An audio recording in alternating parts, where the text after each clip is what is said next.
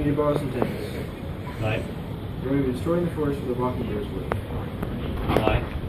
Because they're terrorizing small plant species and domestic animals all around the country. Why do you need to borrow my tanks? We'll be able to tiny little rodents on the letter. Why not just switch them over?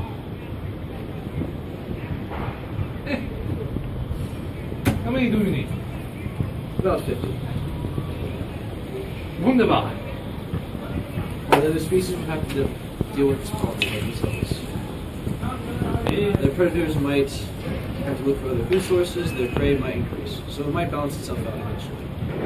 And if it doesn't, If it doesn't, we'll have to substitute something. so there will be a plan of secondary succession bugs. If it doesn't work, we'll have to try to implement something new. If it does work, it works.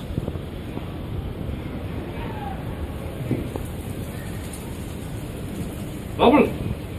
Send in the artillery and the tigers. Oh, Bubble! Start my record.